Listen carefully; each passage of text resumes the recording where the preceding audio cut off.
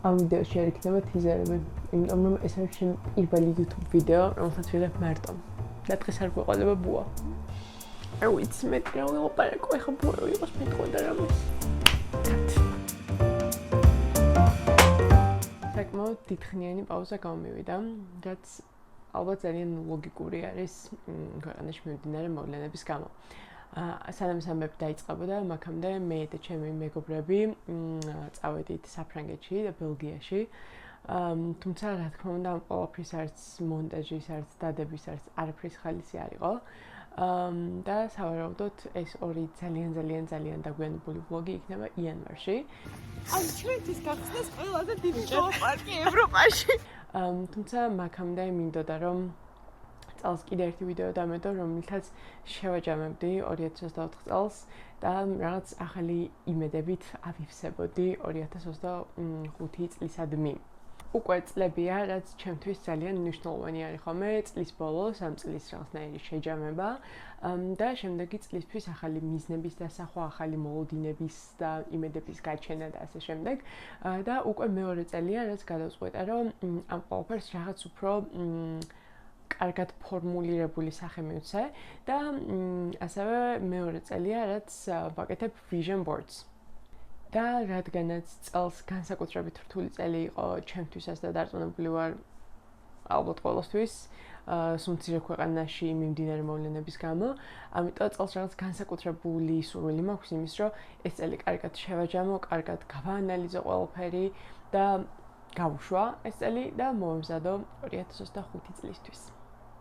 ამიტომაც მომინდა რომ ეს ყველაფერი თქვენთვისაც გამეზიარებინა, როგორ ვაჯამებ წლევანდელ წელს და როგორ ვემზადები 2025 წლისთვის. ჯერ მოგიყვებით როგორ ვაჯამებ 2024 წელს და მე უკვე ჩემს 2024 წელს მოგიყვებით, რომელიც დარწმუნებული ვარ, რომ არც განსხვავებული იქნება ალბათ თქვენგან, იმიტომ რომ წელს ძალიან დიდი დრო გავატარეთ ადამიანებმა ერთად რუსთაველზე და ჩვენი ამბები ძალიან გავს ერთმანეთსებს და ძალიან ბევრი საერთო გვაქვს ალბათ სათქმელი. დავიწყოთ ამ დღიურით, რომელიც შარშან წლის ბოლოს, ანუ 2023 წლის დასასრულს შევიძინე. ამ ვლოგში გადავწყვეტა, რომ ჯერ 2023 წელი შემეჯამებინა და შემდეგ უკვე 2024 წლის მოლოდინები და გეგმებიც დამელაგებინა. აქ დავწერე, რისი მადლიერი ვიყავი, რის გაკეთებას შევძელი 2023 წელს და მეტი ისეთი დიდი შემაჯამებელი არაფერი არ მქონდა, იმიტომ რომ 2023 წლის მანძილზე ესე სისტემატიურად ნაკლებ რაღაცას ვიწერდი ხოლმე, ვიდრე 2024 წლის მანძილზე.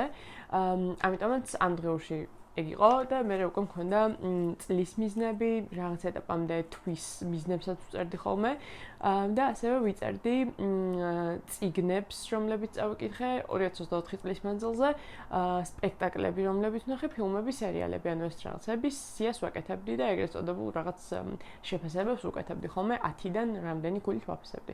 და წლის ბოლოს ამის გადახედვა ძალიან სასიამოვნო იყო. ეხლა რომ შევაფასე წელს რა ვნახე, რა წავიკითხე, რას ვუყურე და გავიხსენე მე თვითონ რა რამდენად მომეწონა და რაზე რა ემოცია გამიყვებდა. ასევე 2024 წლის მანძილზე ამ დღიურში ვიწერდი ხოლმე ახალ გამოცდილებებს, რა გავაკეთე პირველად წელს.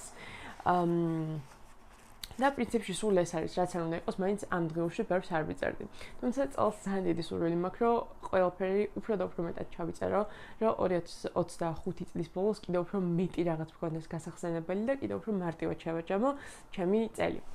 ამიტომაც გადავწყვეტე, რომ აი ესეთ უშველებელ ძალიან scale დღიურში ჟურნალში დავიწყო ჩემი წლის წერა, თუმცა აუცილებლად აქაც უნდა დამეწყო ჯერჯერობით წინა წლის, ანუ 2024 წლის შეჯამებით. პირველ გვერდზე გადავწყვეტე, რომ შემეჯამებინა და გამომევლინა, ასე ვთქვათ, ჩემი წლის წიგნი, წლის ფილმი ან სერიალი და წლის სპექტაკლი. ეს იყო ის სამი ჩემთვის მნიშვნელოვანი ჰობი და აქტივობა, რასაც წლის მანძილზე ვაკეთებდი ხოლმე.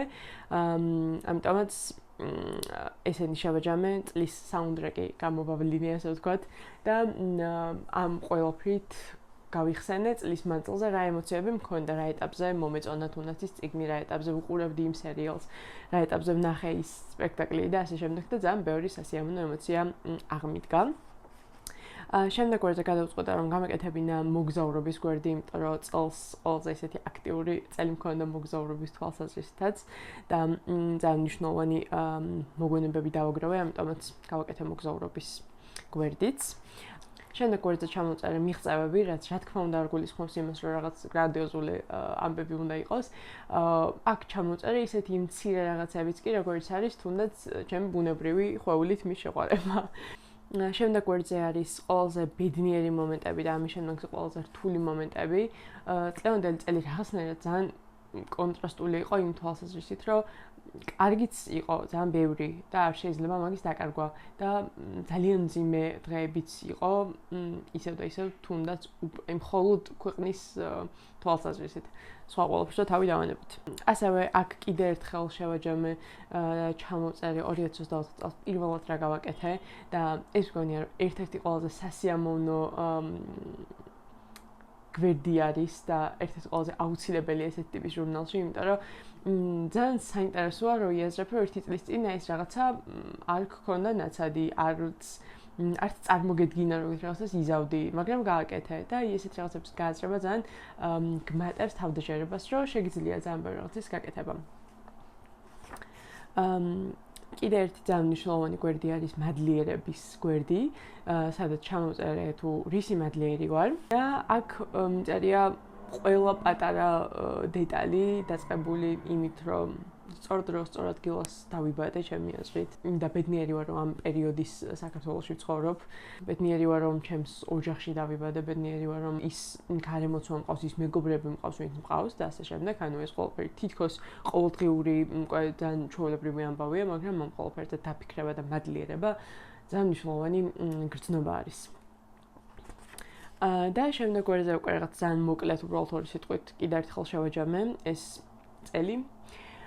და დავიწყე 2025 წლის კეთება. უნდა ჩამოვწერო 2025 წლის მიზნები, რომელზეც დაყრდნობითაც უკვე ვაკეთებ ხოლმე ამ vision boards, რომელიც გაკეთების პროცესით საკმაოდ სახალისო არის ხოლმე და ჩემთვის რაღაცნაირი თერაპია არის, როდესაც ფიქრობ იმ ყველაფერზე, რაც გინდა რომ წელს გქონდეს და ამ vision boards როგორც წესი ვიყენებ ხოლმე ტელეფონის wallpaper-ზე და ლეპტოპშიც ეკრანზე ვაყენებ ხოლმე და დღის მანძილზე რაღაც 9 და 10 საათს როცა ვატარებთ ჩვენს ტექნიკასთან და შიგადაშიგ ქვეცნობიერი უყურებს ამ ყველაფერს და ის ყველაფერი გვახსენდება, რაც გვინდა რომ გქონდეს.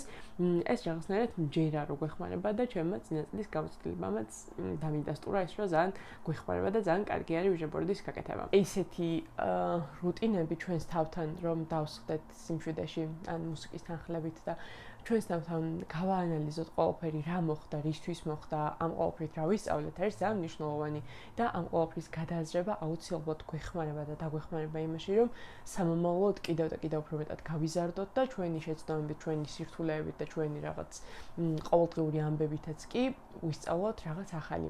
ეხლა კი რაც შეეხება პირადად ჩემს 2024 წელს, რომელიც როგორც უკვე თქვი, ჯერა რომ ძალიან მსგავსია ჩემ გარშემო ბევრი ადამიანის, ჩემი მეგობრების, ჩემი ახლობლების, არა მხოლოდ 2024 წელს ძალიან ბევრი რაღაც გამოვცადე პირველად მოვყევი დარბევაში.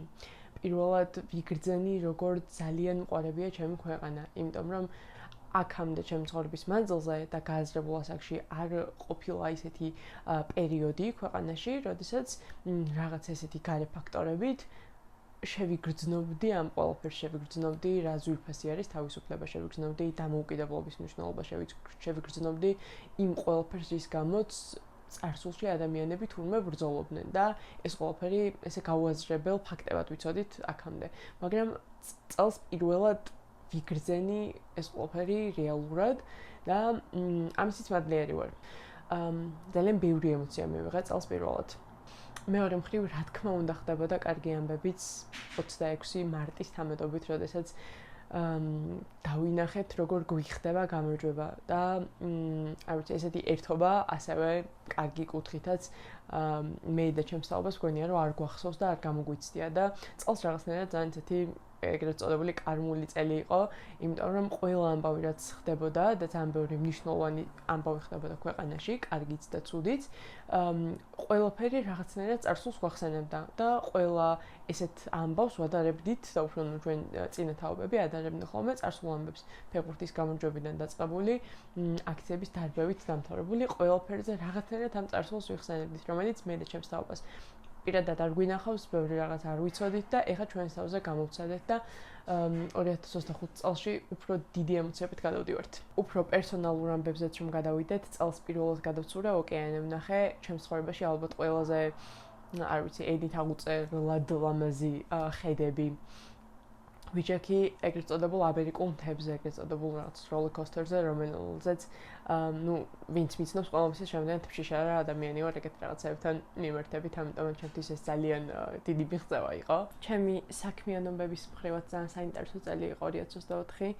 დამნაშავის ლოგიკას შეუსრულდა 3 წელი, ჩემს და ჩემი მეგობრების სამაგიდო თამაშს და წელს გამოუშვით ესეთი ჩვენი მეხუთე საქმე, რომელიც არის სერიული მკვლელობის საქმე და ყველაზე რთული და ყველაზე საინტერესო და ყველაზე დატვირთული кейსია.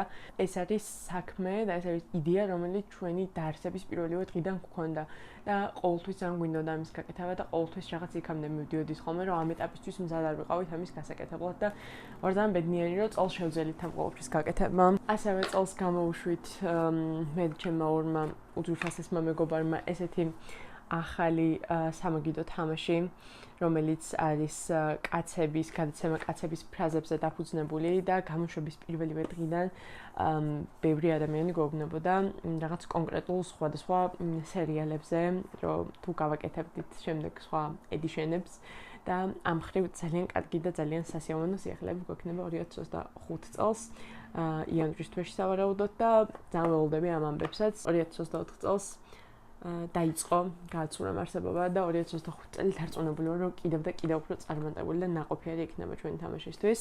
კიდევ ერთი თამაში, რომელიც წელს გამოშვება მთლად ვერ მოესწრო ბოლო დროინდელი ამბების გამო, თუმცა უკვე მე ხელში მიკავია და იანვარში დაიწყება აუცილებლად ამის გაყიდვაც. ეს არის საიდუმლო 197, რომლის სოციალური ქსელები უკვე შექმნილი გვაქვს, თუმცა გაყიდვა ჯერ არ დაწყებულა, მაგრამ ცოტა დარჩა აქამდეც.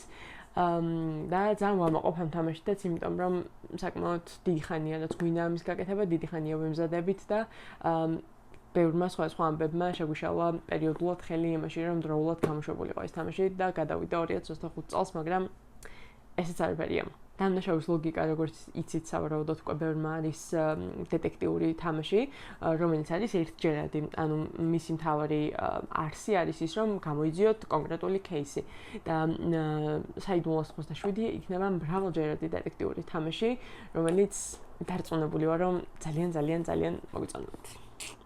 მოკლედ, ყველაფერს სხვასთან ერთად ეს წელი იყო პროტესტის, გაძლიერების, სიყვარულით ავსების ძალიან რთული წელი, რომელიც დარწმუნებული ვარ, რომ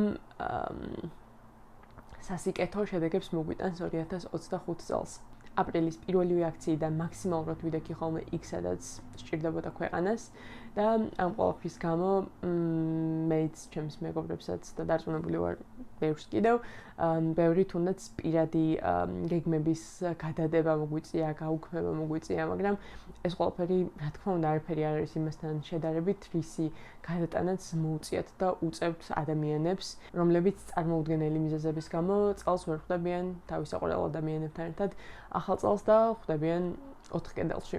მართლა გულწრფელად მჯერა, რომ ესეთი მძიმე და რთული 2024 წლის შემდეგ 2025 იქნება აუცილებლად გამარჯვების წელი და ყველაფერი იქნება ძალიან კარგად.